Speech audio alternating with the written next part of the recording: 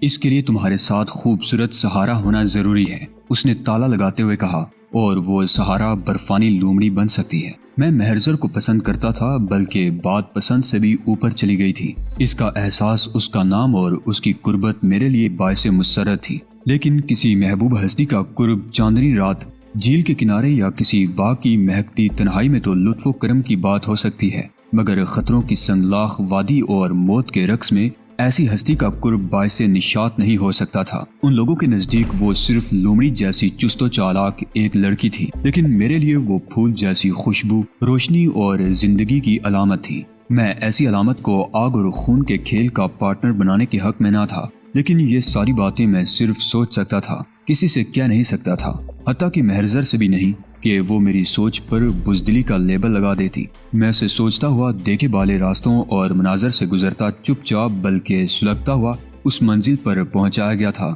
جس کے بارے میں مجھے کچھ بھی نہیں بتایا گیا تھا۔ میری چپ کی مہر کو دوران سفر عابد کاشمیری نے بھی نہ توڑا تھا۔ شاید وہ ذہنی منصوبہ بندی کے مراحل سے گزر رہا تھا۔ کال بیل کے جواب میں ایک باوقار بوڑھے نے دروازہ کھولا اور سلام کا جواب دے کر اس نے ہمیں اندر جانے کے لیے راستہ دے دیا تھا۔ محلہ سیدہ کے وسط میں تنگ گلی کا وہ گھر صاف ستھرا مگر چھوٹا تھا، جیسے عابد کاشمیری کا وہ اپنا گھر تھا۔ بے تکلفانہ انداز میں وہ مجھے ساتھ لیے کمرے میں داخل ہوا اور رضائی کے ابار پر تھپکی دے کر پیچھے ہٹ گیا۔ رضائی کے نیچے کلبلاہٹ ہوئی اور پھر ایک ہاتھ نمودار ہوا۔ ہاتھ دیکھ کر میری سانس بے ترتیب ہونے لگی تھی۔ اتنا خوبصورت ہاتھ، گول سیڈول کلائی اور کلائی میں کھبا ہوا کالا گجرا۔ پھر تکیے پر بکھرے بورے بالوں پر سے رضائی ہٹی تو میری ٹانگیں بے جان سی ہونے لگی۔ وہ بال مہرزر کے تھے۔ عابد آئے ہیں بیٹی، اب اٹھ جاؤ، بوڑھے نے جان کر کہا اور غائب ہو گیا۔ ارے واقعی، اس نے رضائی اچھالی اور اچھل کر پلنگ کے نیچے آ گئی۔ پھر مجھ پر نظر پڑتے ہی وہ مسکراتی ہوئی بیٹھ گئی۔ اس نے غور سے نہ دیکھا تھا یا میک اپ میں پہچان نہ سکی تھی۔ اگر میک اپ کی وجہ سے میں اس کے لیے اجنبی بن گیا تھا تو میک اپ پر بھروسہ کیا جا سکتا تھا۔ تعارف مقرر۔ عابد مسکرانے لگا۔ اس کو دیکھو مہر، اور پھر میرے فن کی داد دو۔ مہرزر نے یوں آہستہ آہستہ جھکا ہوا چہرہ اٹھایا اور پھر گھمایا جیسے افق سے 14ویں کا چاند طلوع ہو رہا ہو۔ اس طرح دار اور شوق کا وہ انداز نیا اور بہت دل نشیں تھا۔ شہباز، اس کی آواز ٹوٹتی ہچکولے کھاتی ہوئی ابری۔ میرے خدا، کیسا اتفاق ہے! میں رضائی کے اندر شہباز کے بارے میں سوچ رہی تھی۔ ابھی 15 منٹ پہلے کمانڈر کا پیغام ملا ہے۔ میں سوچ رہی تھی کہ صحرا میں سوئی کیسے تلاش کروں، تلاش کی ابتدا کہاں سے کی جائے۔ یہ تمہیں کہاں سے مل گئے؟ ملے نہیں، میں نے کیچ کر لیے ہیں۔ عابد نے ہنس کر اسے اشتارہ سے اتفاقیہ ملاقات کے بارے میں بتایا۔ بڑے میاں چائے رکھ کر جب واپس گئے تو مہرزر اور عابد ٹاس کے طریقہ کار پر بحث کرنے لگے۔ دونوں نے میری رائے نہیں لی تھی۔ میں بھی چپ رہا تھا۔ مجھے محسوس ہونے لگا کہ میری حیثیت کارتوس جیسی ہو کر رہ گئی ہے، جو اپنے اندر ہلاکت کی قوت رکھنے کے باوجود بیرل اور کسی کی انگلی کے اشارے کا محتاج رہتا ہے۔ اگر کوئی دوسرا معاملہ ہوتا تو میں اسے اپنی انا کا مسئلہ بنا لیتا، مگر وہ ایک نازک معاملہ تھا۔ میری خود سری اور نہ تجربہ کاری تحریک آزادی اور حریت پسندوں کو کوئی نقصان پہنچا دیتی تو میں خود کو کبھی معاف نہ کر سکتا۔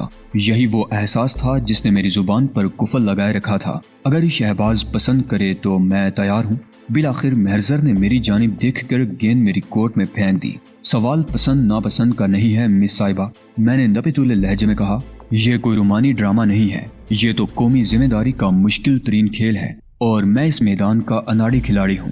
اگر آپ سمجھتی ہیں کہ ہم دونوں مل کر یہ گیم جیت سکتے ہیں تو آپ کے ساتھ کام کر کے میں کچھ سیکھ سکتا ہوں۔ جیسا کہ ہم نے فیصلہ کیا ہے، عابد نے بولنا شروع کیا، دونوں دڑوں کے بیانات سن لیے جائیں۔ اس طرح کراس چیکنگ ہوگی اور بالکل صحیح معلومات حاصل ہوں گی، ورنہ ایک سائیڈ کی معلومات دھوکہ بھی ہو سکتی ہیں۔ لہٰذا پہلے وجے کمار کو چیک کر لیا جائے اور اسے حاصل ہونے والی معلومات کی تصدیق ہم نواز بٹ سے کر لیں گے۔ میں تو بلٹ ہوں، میرے دل کی بات زبان پر آ گئی۔ ہدف کا انتخاب اور نشانہ لینا آپ لوگوں کی ذمہ داری ہے۔ نہیں دوست، عابد میرے لہجے کی گرمی محسوس کر کے بولا، یہ بات نہیں ہے، تم ہمارا قیمتی اثاثہ ہو، یہی وجہ ہے کہ ہم تمہیں خطرات میں داخل نہیں ہونے دیں گے۔ مہرزر ہماری تجربہ کار ساتھی ہے، ہم تمہارے ساتھ کچھ وقت کے لیے تجربہ کار لوگوں کو لگانا چاہتے ہیں، کیونکہ عملی تربیت کی اپنی جگہ اہمیت ہوتی ہے اور وہی تمہیں ان لوگوں سے حاصل کرنا ہوگی۔ میں نے اس بات میں گردن ہلائی تو مہرزر پھرتی سے اٹھی اور دوسرے کمرے میں چلی گئی۔ تقریباً آدھے گھنٹے کی قلیل مدت میں اس نے خود کو اینگلو انڈین لڑکی کے روپ میں ڈال کر مجھے حیران کر دیا تھا۔ میری صورت کیا بدلی تھی؟ اسے تو میں نے بھی اس لیے پہچانا تھا کہ میں جانتا تھا کہ وہ کون ہے۔ اس نے مجھے ایک شناختی کارڈ دکھایا جس پر لکھی ہوئی تصویر کے مطابق اس نے میک اپ کیا تھا۔ شناختی کارڈ پر اس کا نام جین ایڈسن تھا اور قومیت کے حوالے سے وہ انڈین شہری تھا۔ میرے پاس تو میری شناخت بھی نہیں ہے۔ میں نے کارڈ واپس کرتے ہوئے کہا، ہم شام 7-8 بجے ہوٹل میں داخل ہوں گے، مہرزر نے بتایا۔ کیوں عابد بھائی، شام تک شہباز کا کارڈ بن جائے گا نا؟ ہاں، عابد نے پاکٹ نوٹ بک پر کچھ لکھتے ہوئے جواب دیا۔ فوٹوگرافر سے فارغ ہو کر تم دونوں جھیل کی طرف نکل جانا۔ کشمیر کی زمین، دریا، پہاڑ، جنگل، جھرنے اور ساری جھیلیں کسی اجنبی مسافر کے لیے اپنے قدرتی حسن کے حوالے سے پرکشش ہوں گی، مگر مجھے سب کچھ ایک ہی حوالے سے عزیز ہے کہ کشمیر میرا اپنا وطن ہے۔ اس کی مٹی سے میرا خمیر اٹھا ہے اور اس کی مہکتی فضاؤں اور ہواؤں نے مجھے پال پوس کر جوان کیا ہے۔ یہ ایسا حوالہ ہے جیسے ماں اور بیٹے کے درمیان ایک رشتہ ہوتا ہے۔ بیٹا صرف اور صرف اس لیے ماں سے محبت کرتا ہے۔ ماں کی عزت اسے ہر شے سے کہیں زیادہ عزیز ہوتی ہے کہ وہ اس کی ماں ہوتی ہے۔ اس لیے کشمیر کے ذرے ذرے اور چپے چپے سے رشتہ اٹوٹ ہے اور پیار غیر مشروط۔ یہی وجہ تھی کہ جب مہرزر نے ایک چھوٹا مگر خوبصورت شکارہ کرائے پر حاصل کیا تو جھیل کے پانی میں میرے لیے کوئی نئی کشش نہ تھی۔ میں زمانہ طالب علمی میں ہر ہفتے اکیلا اور دوستوں کے ساتھ ایسی تفریح کرتا رہا تھا۔ ہاں، مہرزر جیسی من پسند لڑکی کے ساتھ کچھ وقت گزارنے کی خوشی ہونی چاہیے تھی جو نہیں ہوئی تھی، کیونکہ ایک احساس میرے ساتھ تھا کہ مہرزر میری خوشی اور میری محبت کی خاطر پانیوں کے تفریحی سفر پر روانہ نہیں ہوئی تھی، بلکہ خود کو شام تک گورتی خطرناک نگاہوں اور خشکی سے دور رکھنا چاہتی تھی۔ ادھر پہلے کبھی آئے ہو شہباز؟ ہلکوروں کے درمیان اس نے پوچھا۔ ہاں، اتنی بار کہ شمار نہیں کر سکتا۔ کس کے ساتھ؟ وہ ایک عورت کا اس مرد سے سوال تھا جو اس کے لمحات کا ساتھی تھا، کبھی تنہا اور کبھی دوستوں کے ساتھ۔ اس لڑکی کے ساتھ بھی؟ اس نے سرسراتے پردوں کو ہٹاتے ہوئے پوچھا۔ وہ تمہاری کزن ہے نا؟ یہ سوال تمہیں تو نہیں کرنا چاہیے تھا مہرزر۔ میں نے ٹٹولتی نگاہوں سے اس کی جانب دیکھا۔ کیا تم نہیں جانتی کہ… خیر چھوڑو۔ اسے اپنی غلطی کا احساس ہو گیا تھا۔ دراصل اس کا ذکر ضروری تھا۔ وہ انٹیلیجنس کے ڈائریکٹر کی بیٹی اور پرسنل سیکرٹری تھی اور ابھی تک وہ نہیں جانتی کہ اس کا محبوب اسے کبھی ملنے نہیں آئے گا۔ آرمی انٹیلیجنس ڈائریکٹر حسن کو سخت ناپسند کرتی ہے، اس لیے اسے اندھیرے میں رکھا جا رہا ہے۔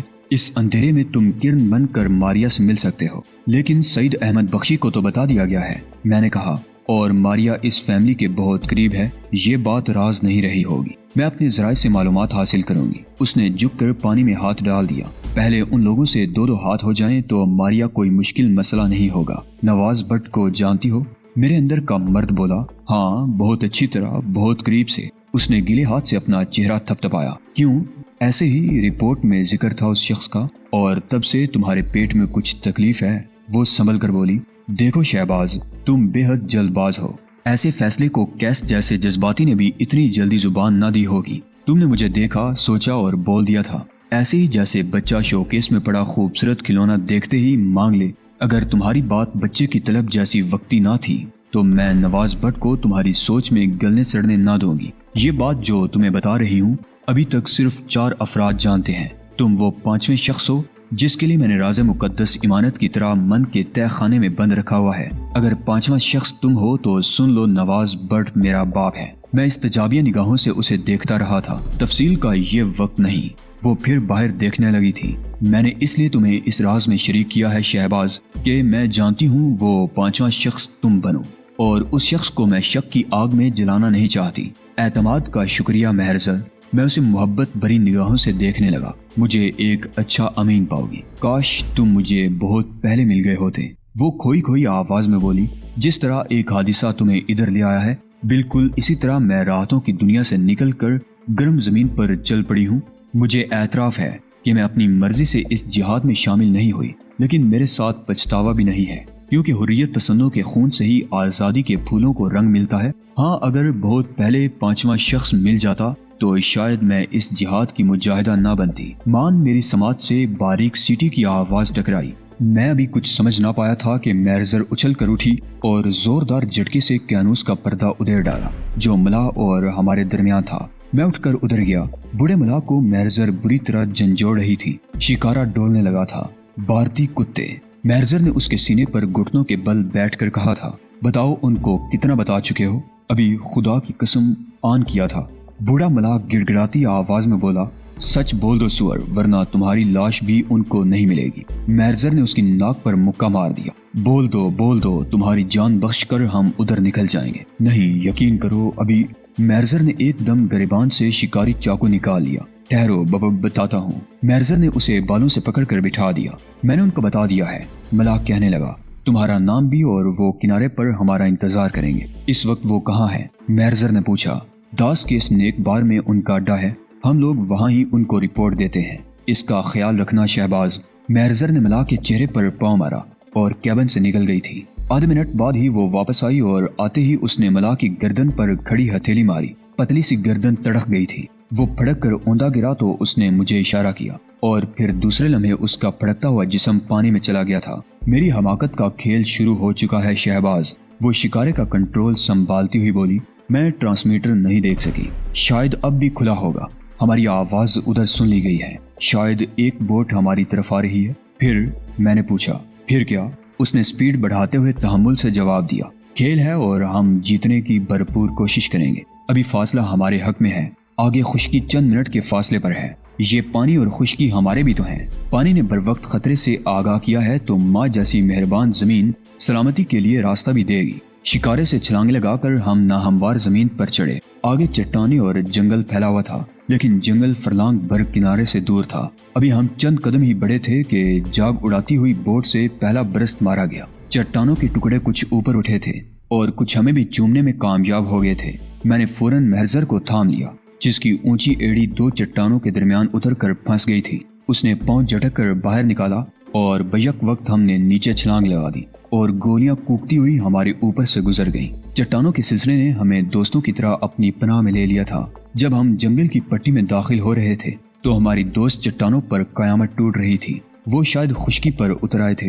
एक शायर ने अपनी महबूबा को अपने शहर तक आने से शायद डराते हुए कहा था कि मेरे घर के रास्ते में कहकशां नहीं है, अगर तुम्हें आना है तो संग्रेजों पर चल कर आना पड़ेगा। लेकिन मेरी महबूबा आज़ादी ने शायर जितनी रवादारी भी ना बरती थी। मुझे कहकशां से निकाल कर संग्रेजों पर चलने के लिए भेज दिया गया था, मगर मेरे साथ अपनी सिन्फ की सख्त जानी थी, कुव्वत बर्दाश्त थी और पाँव में आरामदेह स्पोर्ट्स शूज। मारी तो गई थी वो नाजुक अंदाम लड़की, जिसकी जिल्द इतनी नरम और साफ थी कि फूल की पत्तियां भी उसे खराश खराश कर सकती थी। वो रास्ता जो झील से जंगल तक था, उस पर चट्टाने, पत्थर और संगरेजे ही बिखरे हुए थे, लेकिन जंगल की जमीन इस रास्ते से भी ज्यादा संगलाख और जालिम थी। नीचे जमीन की नाहमवारी, खारदार झाड़ियों की लाशें और ऊपर वो बेअदबो बेलिहाज खारदार शाखें थी जो शराफत के सरों से दुपट्टे और पगड़ियां उतारने में माहिर थी। गोदुपट्टा महरजर के सर पर था, न पगड़ी जैसी शराफत की अलामत मेरे सर पर थी, लेकिन एक एक चेहरा हम दोनों रखते थे। अगर हम तफरीहन ट्रिप पर होते तो जंगल की पट्टी के साथ साथ चलते। अगर हमारा ताल्लुक शिकारियों से होता तो शिकार की तलाश में दबे पांव और एक एक शाख को ऐसे हटाते जैसे महबूबा की गुस्ताख लिट को प्यार और एहतियात से उसके चेहरे से हटाया जाता है। लेकिन हमारे साथ बदकिस्मती ये थी कि हम शिकार थे और शिकारी ताक़ुब में थे। शहबाज, महरजर की आवाज सुनाई दी तो मैंने पलट कर देखा। झाड़ियों और कदे आदम घास की वजह से वो दिखाई ना दी थी। मैं वापस दौड़ा। वो घुटनों के बल बैठी ऊंची एड़ी पत्थर से तोड़ रही थी। कुछ पूछे बगैर मैंने दूसरी चप्पल उठाई और पत्थर के ऊपर रख कर दूसरा पत्थर मारा। एक ही ज़र्ब से लकड़ी का चौबी टुकड़ा अलग हो गया था। महरजर ने भी एड़ी अलग कर दी थी। अब दौड़ो, उसने चप्पल पाँव में डालते ही कहा और उठकर दौड़ने लगी। नफ्सियाती हरबा आजमाना चाहिए। वो जंगल को घेरने की कोशिश करेंगे। बाएं जानिब चंद हट्स हैं। चूहों की तरह जंगल के पिंजरे में फंस जाने की बजाय खुली जगह हमारे हक में होगी। जंगल कहाँ खत्म होता है? मैंने पूछा। अभी फासला हमारे हक में है, हम दूर निकल सकते हैं। आगे एक खाड़ी है और ऊपर फौजी चौकी है। महरजर ने बताया, हमें किसी मुसलमान के घर ही पनाह मिल सकती है। फायरिंग का सिलसिला बंद हो गया था। वो हमारे ताक़ुब में थे या उन्होंने दाएं बाएं से घेरने का मंसूबा बनाया था। जिस तरह वो हमारे बारे में कोई राय कायम ना कर सकते थे, इसी तरह हम भी तारीकी में थे। अंदाजों का ही मुकाबला था। छोटे छोटे जंगली जानवर बदहवासी के आलम में इधर उधर भागते दिखाई दिए थे। महरजर 2-3 कदम आगे थी और बदतरीज बाएं जानिब जा रही थी। जंगल भी छिद्रा होने लगा था। अगर ताक़ुब करने वालों को फ़ज़ाई सहूलत हासिल होती तो हम आसानी से देख लिए जाते। 500-600 गज कदावर दरख्तों के दरमियान टेंट नुमा हट दिखाई दिया, जिसकी चिमनी से निकलता हुआ धुआं जिंदगी की निशानदही कर रहा था। 2 हट चढ़ाई पर थे। تینوں کے درمیان فاصلہ اور گھنے درخت حائل تھے۔ مہرزر نے مجھ سے مشورہ لینے کی بھی ضرورت نہ محسوس کی تھی، وہ ایسے ادھر جا رہی تھی۔ ناظرین، اس سے آگے کیا کیا واقعات پیش آئے جاننے کے لیے اگلی قسط ملاحظہ فرمائیے۔ ایمان افروز اور سنسنی خیز کارنامے سننے کے لیے ہمارے چینل کی پلے لسٹ وزٹ کیجیے، ساتھ ہی چینل کو سبسکرائب کر لیجیے۔ شکریہ۔